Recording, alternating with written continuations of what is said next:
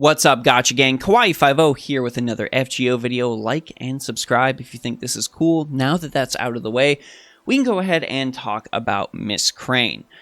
Now, it's very important that we talk about Miss Crane, not just because her design is up there in the god tier and I was going to roll her immediately because of that. No, we need to talk about Miss Crane because of the kind of character she is. Now, I've seen a lot of people out there talking about her, saying like, you know, there's no way this new support caster is going to replace Castoria, Skahawk, Scotty, or Merlin. Why would you even bother? Her new effect with the way it works is just too gimmicky. I don't really see any reason to use it. And those people, I've got to say, no, bad. Bad. Bad.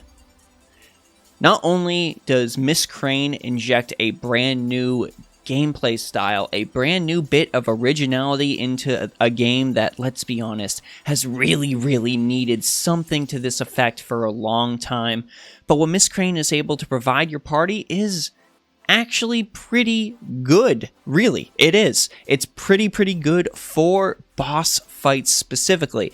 I'm not too sure about farming myself. I think people still need to work out a little bit of the logistics on that, have more time to play with the character. But what Miss Crane is able to provide is a very interesting and potentially a very powerful boost to your team. So for the uninitiated, let's go ahead and take a peek at what Miss Crane has to offer. This isn't a traditional servant breakdown, so don't worry about that. We're going to go quick. Now, Miss Crane's special gimmick lies in her Noble Phantasm. It can only be used if there are 20 critical stars or more. It increases the first ally's attack by 20 to 40%, increases their NP damage by 30%, and also charges the first ally's NP gauge by 30 to 50%. What is most important and game-changing about this Noble Phantasm is the fact that Miss Crane pieces out after using it.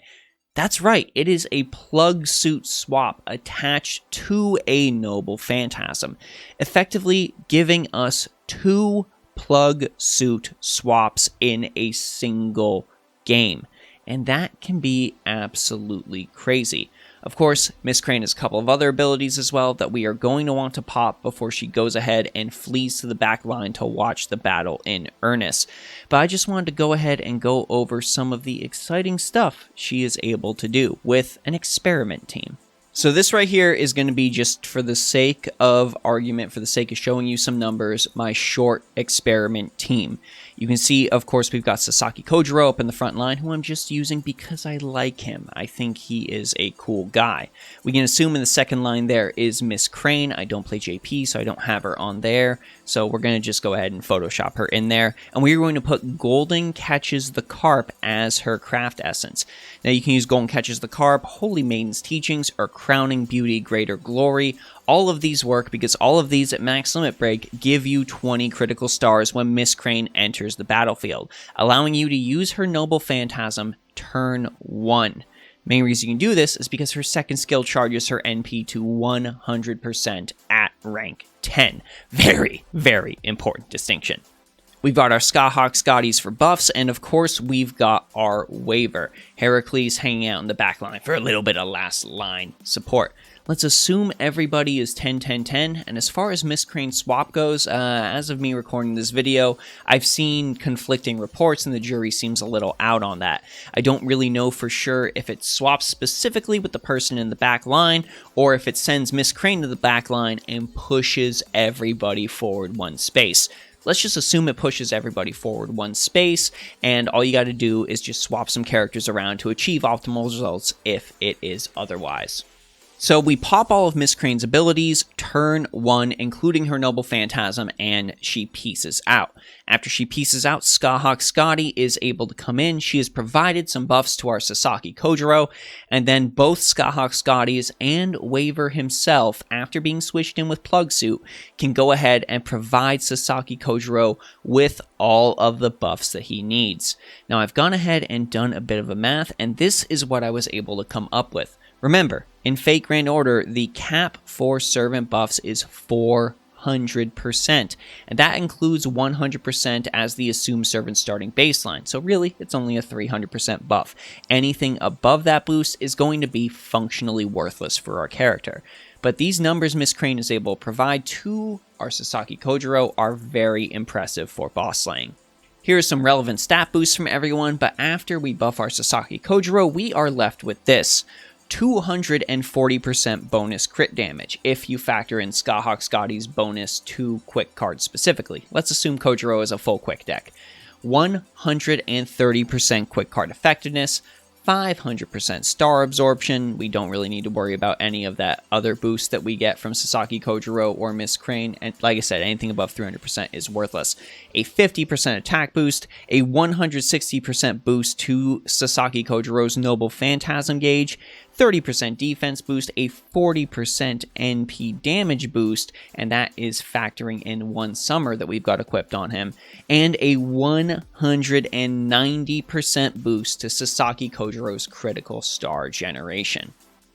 So without Miss Crane in the team, Sasaki Kojiro would have been missing out on, and this was all assuming an NP1 Miss Crane, a 20% boost to his attack, a 30% boost to his Noble Phantasm damage, 30% of that Noble Phantasm gauge charge, 100% boost to his critical star generation from Miss Crane's first skill, very important on a quick servant, and of course 50% of his overall boost to critical damage. That is not a small amount of bonuses, people. That is huge, and that can mean the difference between shattering a break bar or not, especially when you're working with an optimal setup. Like I said, gang, this is not a breakdown. This is not me trying to specifically review this servant. But I've got to say, after chucking it down on paper in front of me, seeing how easy it is to get Miss Crane to turn one Noble Phantasm without really any problem. The craft essences I mentioned are free.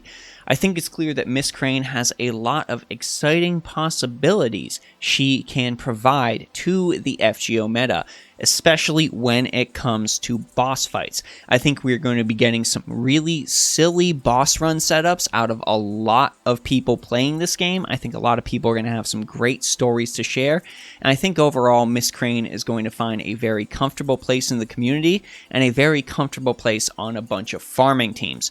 Now, I can't speak specifically to farming teams since I don't have a lot of stuff to work with off of that, but let me confirm for everyone that if Miss Crane uses her Noble Phantasm, she's able to easily avoid getting blown up by Chen Gong, instead leaving that fate to somebody else. So with that in mind, I really feel like Miss Crane has a place on a farming team too, even if it's just for hilarity's sake. But I want to know what you all think, so let me know your thoughts about Miss Crane down below. If you're playing JP, were you able to summon her? And if you've been able to use her on some teams, what do you think of her? What do you think from a sort of day one impressions? And do you think there's anything else we can sort of apply with Miss Crane in order to make her even more powerful than I personally think she is? Remember, she's not a new Castoria, but she is, at least in my opinion, as interesting as when Castoria came out. She provides that same level of interest. What do you think? Anyways, this is Kawaii50. I hope you all have a phenomenal day. If you want to talk some more FGO, my Discord is always open. Big thank you to the Patreons, as always. If you want to see me stream some games, well, Twitch is going strong as well. You can find all those links down below. I'll see you in the next video.